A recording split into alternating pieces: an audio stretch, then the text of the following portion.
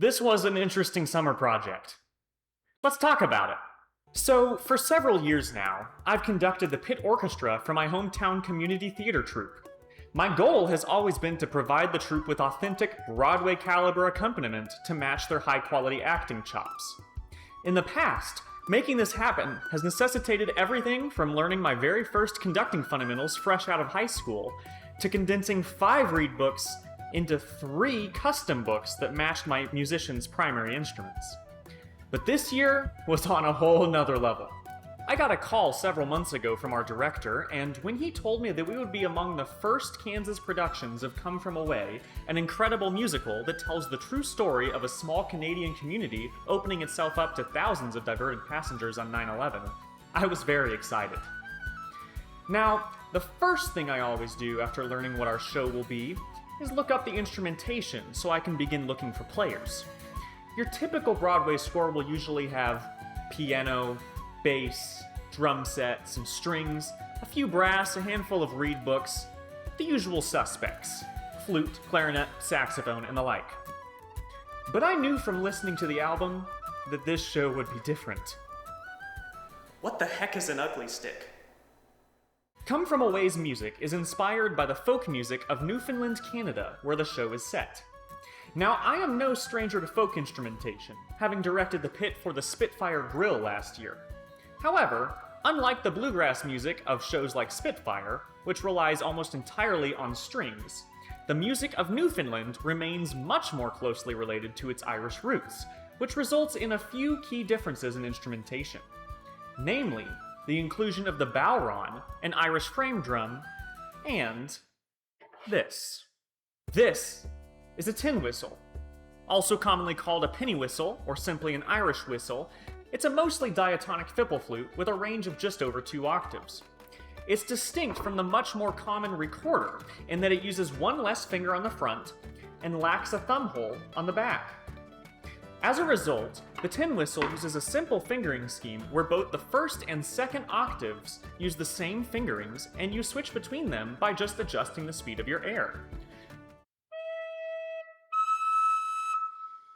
This makes the tin whistle really easy to pick up, but it comes with a crucial trade-off. Each whistle can only really play in 2 keys.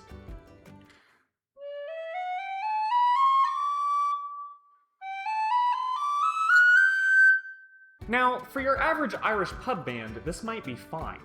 Most instruments have favorite keys anyway, and with just 2 or 3 mass-produced cheap whistles, you can cover all of the keys that the string players probably want to be in anyway.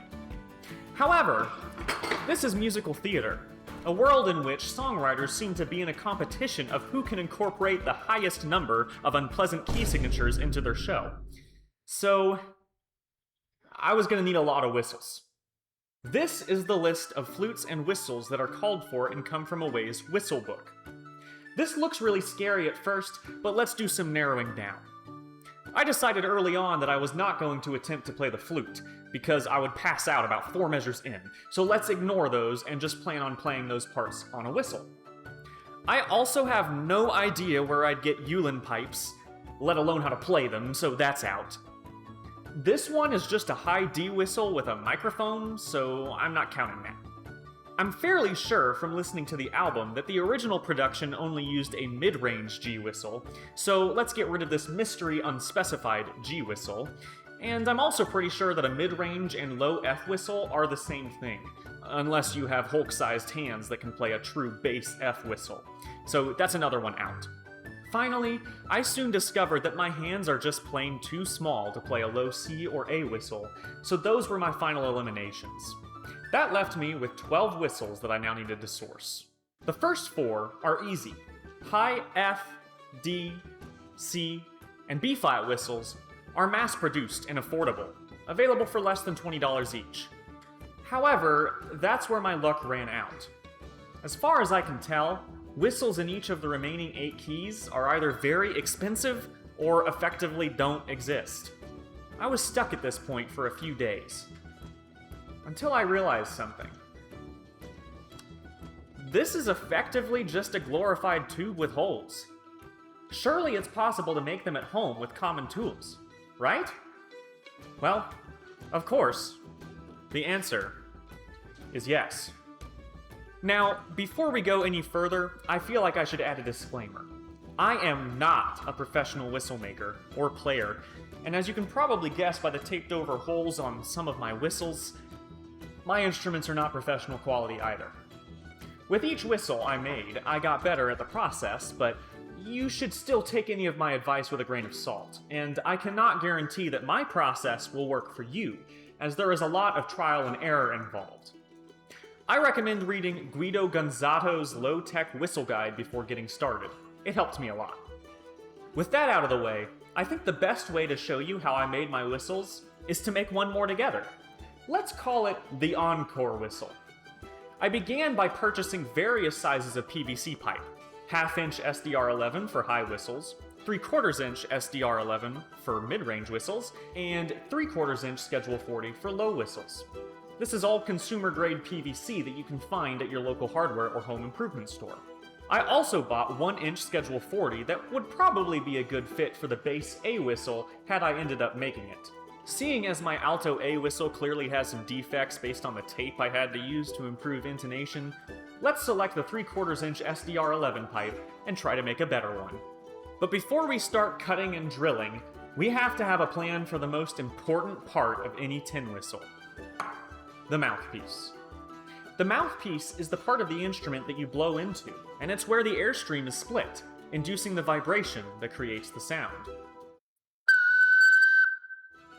Every aspect of the whistle, from tone, tuning, and volume, is impacted by the mouthpiece, so it is crucial to get it right. I started by hand-making mouthpieces using the process detailed in the Low-Tech Whistle Guide. I got a sound on my first attempt, which was very exciting, but I soon realized that every single mouthpiece I made had wildly different properties, and most of them were quite airy. In addition, since this mouthpiece design was incorporated directly into the whistle body, it was not tunable without modifications. I quickly decided that I needed a way to source consistent, high-quality mouthpieces, and after failing to find a way to purchase pre-made ones, I caved and bought a 3D printer. Now, let me tell you, I'm a big techie and tinkerer, so owning a 3D printer was arguably long overdue, and I was able to talk myself into it, and I'm so glad I did. This was a total game changer, and it took this project from idea to reality. I was so excited to try a 3D printed mouthpiece that I even used the sample filament that came with my printer to print one, making me one of the probably 1% of people who started their 3D printing addiction with something other than a Benchy. I did print one of those next, though. I went through several more mouthpiece designs after that, including one I crudely designed myself in a late-night fit of disappointment. It was my first CAD project, actually. But they all had the same issue: increasing flatness in the second octave. I was almost ready to give up when I found my holy grail: the Quissel. The Quissel is a 3D printed whistle system designed by Donald Lindsay. The full files, as well as pre-made whistles, are available for sale on his website, but a version of his mouthpiece intended for use on brass pipe is available for free on Thingiverse under a Creative Commons license. I made some modifications to make it more suitable for my PVC pipe, namely thinning the walls on the receiver and scaling it until it had a firm yet movable fit to allow for tuning. Finally, I was able to start producing my whistles in earnest. Here's how I did it. Step 1. Get initial measurements. I like this whistle-making calculator from Bracker Music. You input what key you want, some info about your pipe and mouthpiece, and it gives you all of the numbers for tube length, hole positioning, and hole size.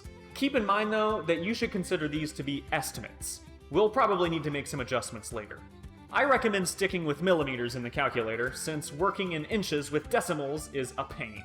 Before continuing, make sure to set the diameter of the left thumb hole to 0, as tin whistles do not traditionally have thumb holes. Step 2. Cut the pipe to the length provided by the calculator. This will actually end up being too long once the mouthpiece is attached, but this is a good place to start because you can always cut the pipe shorter, but you can't make it longer again. Step 3. Tune the fundamental pitch of the whistle. Insert the pipe halfway into the mouthpiece. This means we'll be making the whistle at the center of its tuning, allowing for adjustment in both directions later. Check the tuning of the whistle and trim the pipe until it's reached its desired pitch. I recommend overblowing to check the second and third harmonics as well, so you know for sure that the pipe is in tune.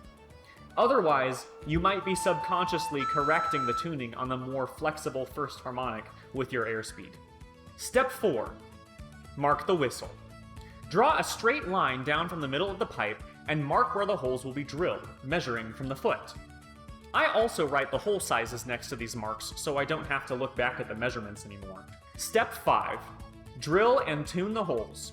Convert the millimeter drill bits to inches, unless you're lucky enough to have metric drill bits, and drill the hole one size smaller than called for, because, again, you can always make the hole bigger by going up a size on the drill bit, but you can't make it smaller again. At least not without tape. Tune the new note using the same method you used to tune the pipe.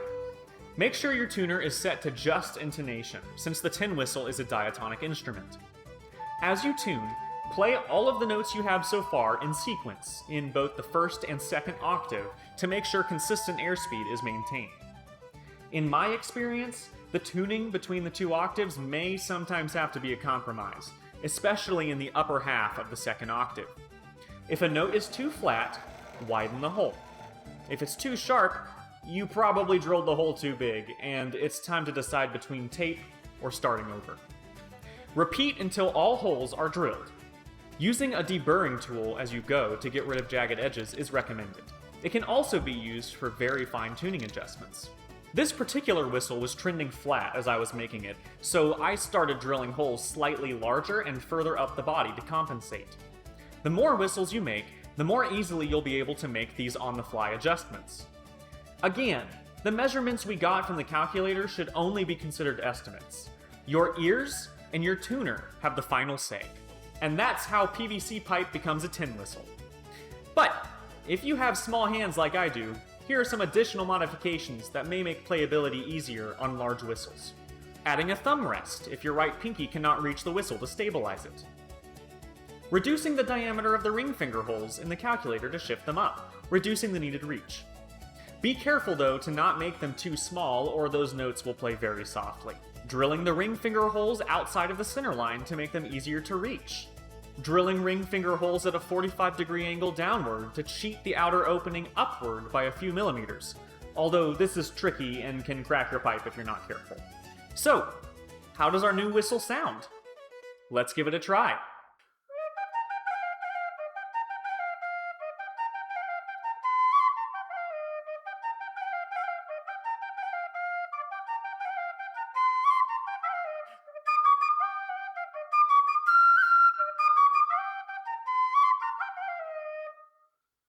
Not bad for a handmade whistle. If you want to give making your own tin whistles a shot, I've left links in the description to the resources I used. And if you have any questions, or want to share your adventures in whistle making, don't be afraid to leave a comment. That's all I have for you. Happy whistling.